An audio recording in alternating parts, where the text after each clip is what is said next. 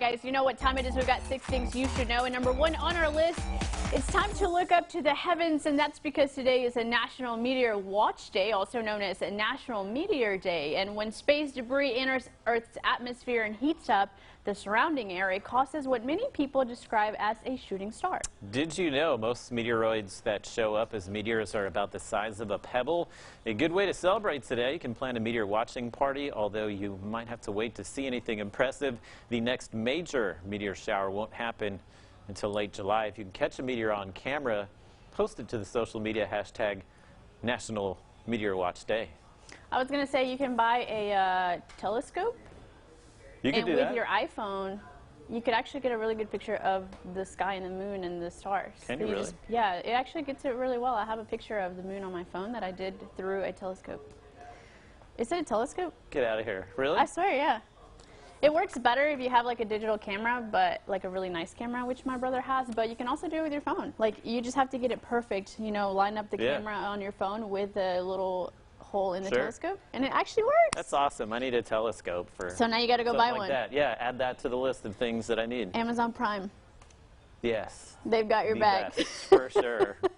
All right, guys, and here's a day made just for me and all of the millennials out there who can't live without their Instagram. Today is also Social Media Day, but let's face it, for most of us, every day is Social Media Day. And the modern method of communication has been observed on June 30th since 2010. And social media helps people around the world stay in touch and share their lives with their friends and family and random followers who you don't know who they are. Yeah, a lot of that going on, huh? It is also a tool used by businesses, organizations, and charities to reach the public. So find a new celeb to follow, save some recipes to try, or send a message to a long-lost friend. What would you do without Instagram? I would die. You would? A world without Instagram is not a world that I want to live in. I'm just kidding. It's not that serious. But I do love my social media, and we're still trying to convince Josh to get an Instagram. How's that coming along? Not good. Not good. Not good. I've been taking a nice break from social media. I think just, you know, every once in a while you need to take a little bit of a break, so it's been kind of nice to do that. Obviously, I have to use it for my job, so I'm on there every day anyway.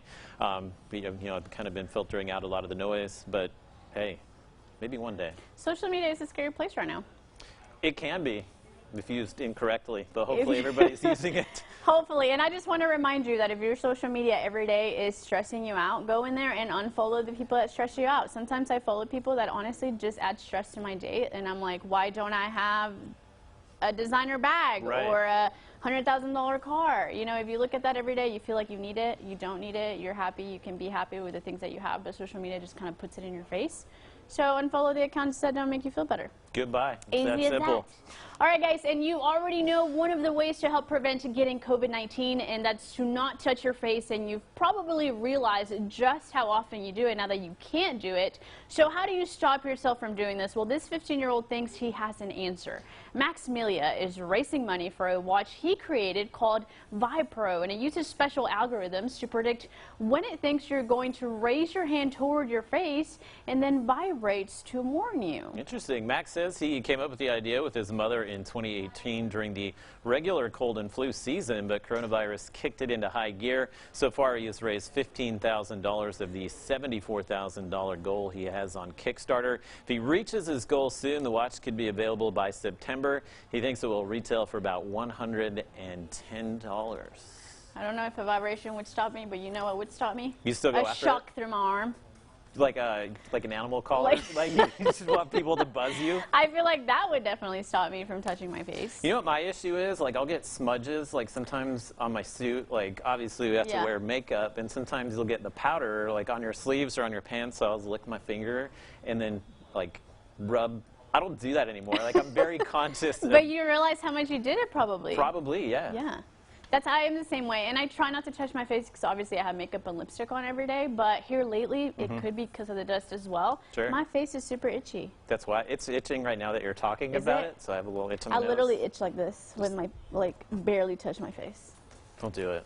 It's a very stressful. Talking about it's going to make it happen. Let's just stop talking about it. Yeah, let's do it. You want to move on to the next thing? On. All right, guys, we're moving on. And if you've ever wondered what space smells like, well, there's a new perfume that may give you some idea. A fragrance called space, which brings the scent of outer space down to earth. And according to Ode to Space product manager Matt Richmond, the fragrance was developed by a chemist named Steve Pierce.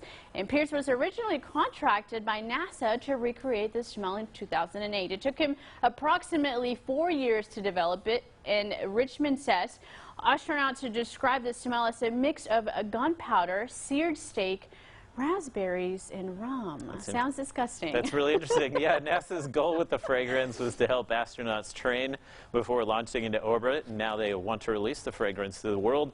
The company also hopes it will lead to an increase in young students interested in STEM.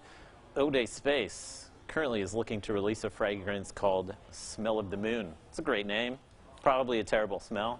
You know, seared steak, I'm going to go ahead and say no. I don't think I've ever really thought about what space would smell like, but if it smells like a burnt seared steak, gunpowder, and then maybe like a hint of raspberry, don't know. You know, where's the raspberry coming from is the question here, because I feel like it would smell like a burnt rock, so I understand like the seared steak. Sure. And maybe like the gunpowder. Like, where are we getting that citrus smell from? Where is the fruity smell coming from? All right, guys, and we're talking about a big deal for Kim Kardashian West. It's actually a multi-million-dollar deal to be exact. The reality star and businesswoman is selling part of her makeup brand to the Coty company. And Coty owns or partners with dozens of beauty brands, including Kylie Jenner's beauty business. Yeah, it seems the company now doubling down on Kardashians. Monday, the company announced it would acquire a 20% stake in Kim Kardashian West's cosmetics line called KKW. It's a $200 million deal, and that means her line is valued at about $1 billion. Kim will still have creative control of the company, though. The deal is expected to close later next year. Just more money. Just more money in their pocket. More money for the Kardashians. Why can't they give me a little? They can buy a $100,000 car. Did you see Khloe Kardashian? Her birthday was a couple of days ago. I guess you probably didn't see it, but her birthday celebration was insanity. Really? Yeah. Like, did they go somewhere? No, she just had, like, obviously they can't go anywhere, I guess, because of COVID. So she just had, like, people sending arrangements and balloons and flowers to her house. And I just can't imagine getting all that stuff for your birthday. Must be nice to be Khloe Kardashian. I just want a cupcake. That's it. Pretty simple. Give us cake. I'm a simple gal. Okay, guys, and a big change for America's longest-running primetime television series, The Simpsons. They will no longer use white actors to voice characters of color. This move by The Simpsons represents a major shift for the show. And for 30 years, it has used white actors to play a number of non-white characters, including Harry Shearer as Dr. Julius Hibbert and Hank Azaria as Apu. I can't even say the last name right there. So I'm not even... Good job. I mean, at least you tried.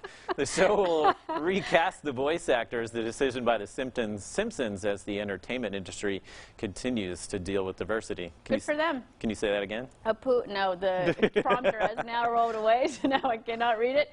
But great move for the Simpsons. I think this is great. Also, I saw something really weird the other day where it was like Asian actors are now battling against a computer actually being casted for a role in an Asian film. Really? Yeah, and like they're already not represented enough, I believe, in movies and Hollywood. So now they have to fight against a computer. A computer.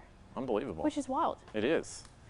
Lots of things happening today. Okay, but last, a new study shows that low or moderate alcohol consumption might improve the cognitive function of older adults. This study defines low or moderate drinking as 8 or fewer drinks a week for women and about twice that for men. And it shows that people who consume that amount might have a lower risk for dementia and a better cognitive function. Oddly, the study only showed those benefits in Caucasian participants. The new research doesn't mean it's a good idea for older adults to drink. A major study last year shows any amount of alcohol is bad for a person's overall health. Getting some mixed signals. I literally was thinking that in my head. Those are mixed signals. So drink or don't drink. They're saying it's good for you. You might not have dementia, better cognitive function.